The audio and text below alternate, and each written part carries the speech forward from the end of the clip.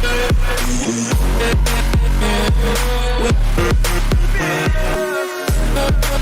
我用这款相较于老款的这个310，主要升级在第一个是就是3代电控上。3代电控它包含有什么东西啊？它的3代电控我们英文缩写叫 PKE 控制系统。这套 PKE 控制系统里面包含有电动的龙头锁、电动的油箱盖和电动的坐垫锁，这个功能全部集成在这个 PKE 上。而且3代电控的话，它还增加了一个手机远程控制的一个功能，就是你手机上下的一个智能商城，把这智能商城打开以后。然后它会提示你，人脸或者指纹识别一下，然后登录上，然后你只需要点个，这是解锁，好，它大概想要延迟1秒钟，然后它这 APP 上主要会显示一个油量提醒，然后寻车、锁车，还有刷新、还有定位的一个功能。这边的话会显示一个实时的一个胎压检测，在它的服务选项里面呢会有一些历史轨迹。这个质量反馈、车辆诊断、冻结模式和定位追踪功能，包括一些平均的油耗、里程、最高速度和平均速度。然后在这个 APP 上面也可以进行数字钥匙的一个授权，比如说你授权给你的朋友骑你这个车，或者给家里人都可以。非常方便锁车。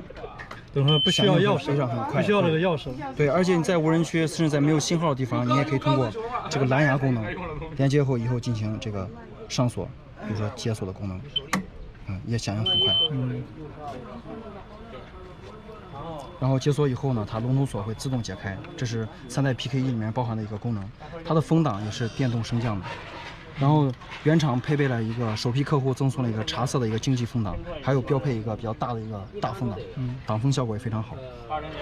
它的车头里边的话，它一边都可以放一瓶矿泉水。然后这边的话，也在国内的话，在摩托车这个充电领域里面，也是率先采用了一个 Type C 和 USB 的一个转接口，两个充电口，而且最高支持38瓦的一个快充。这个看一下这个深度，放一瓶矿泉水没有任何问题。试一下，拿一瓶矿泉水，大一点矿泉水拿一瓶。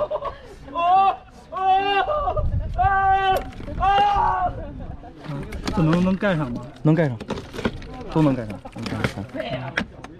毕竟这个农村对，而且这边这个充电口这个按键的话，它是在车断电的情况下，这个按键开始打不开的，它也是电动的。这边的话是随时可以打开。而且这个钥匙呢，如果说你采用手环钥匙的启动和关锁的一个方式的话，如果手环钥匙在完全没有电，甚至你把电池抠掉的情况下，放到这里它有感应区，放到这里的话也可以是直接解锁的，不需要电量也可以解锁。然后的话就是马桶，它跟相较于其他摩托车的话，它会多了这个6个按键，这2个按键是控制这个仪表。仪表的话，这个也是4个模式可以调节，而且它有黑天和白天和夜晚的模式，它也相当于有8个界面。你手机互联功能，连手机支架都不需要装了，手机互联在这个投屏这个连接，当有电话进来的时候，音乐上面都会有一些显示，界面还是比较丰富的。而且这个模式亮度自动调节，刚刚给你演示那个，这是胎压检测的主界面，时间、语言。演示一下夜晚的一个退出。这是当你进入隧道的时候，或者在晚间的时候，它虽说有4个模式，但是它这个黑白界面不一样，它的看着的感觉也是不一样的。我给您换一个界面，你看一下。这是简约，这是休闲，这个模式在晚间的时候是这样的。屏幕是6.8寸的一个大仪表。显示的非常清楚。这个是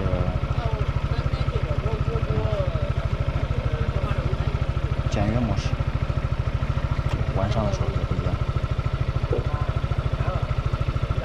它这边是一个亮度的一个调节，这边是一个白天夜晚的一个检测，还有一个竞速模式。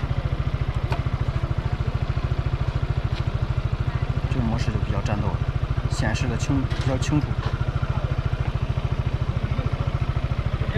这是白天，而且它这个运动和节油模式非常明显。它好像两种这个模式，一个运动，一个新手的话，女车手的话，新手我们就建议用Eco节油模式，这个模式跑就可以了。然后运动模式的话，它提速会更快，然后它的瞬间给油的上的速度会更快一些。那这个按键是干啥的？这个按键的话，就是当你用手环钥匙去解锁的话，用这个按键来进行启动。在我们必须需要断电的时候，长按3秒钟，然后你把龙头打死，龙头锁自动锁死。但是你看你没有钥匙，你就解不开。这个时候的话，你就可以用你这个声势的3代电控，指纹解锁以后，然后点解锁，然后就打开了。这2个按键，一个是开电动油箱盖，一个是这个再按一下，你照着这里按一下，电动油箱盖，对，带自动锁止的一个功能，跟汽车一样。然后这边是你这个油箱盖，它这个你打开之后，它那个加油的话，油箱盖能这个放到上面不能？我们正常好像都放不了上面，只能往一侧一放，只能往一侧放。能放。它跟汽车呢还不一样，它有根绳连着的，只能放到一侧。这油箱容量多大？12升。12升油量。这边这个开关是个坐垫锁的开关，打开以后能放一顶标准全盔。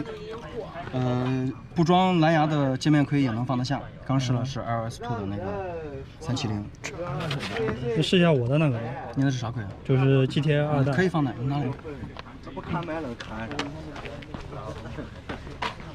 不来了。试一下我的头盔能放吗？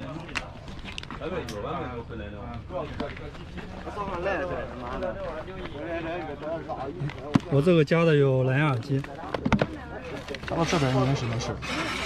而且这个你看这个内部的一个做螺丝上面全部都给你做了一个，包括后面的后货架上面全部都做这个胶套，你直接盖住了。因为它这个坐垫呢，你看它是一个伸缩设计，所以说呢，它这个头盔放上去以后呢，它有一个这个，因为得益于伸缩设计的这个原理，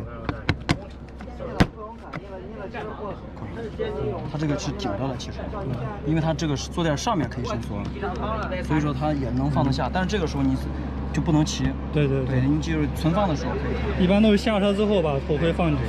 这个矮呀！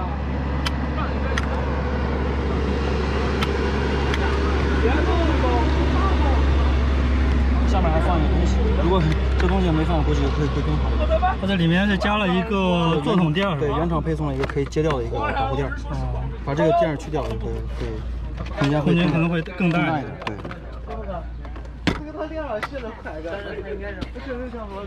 这个试驾车相较于量产车的话，它这个脚蹬是会改款。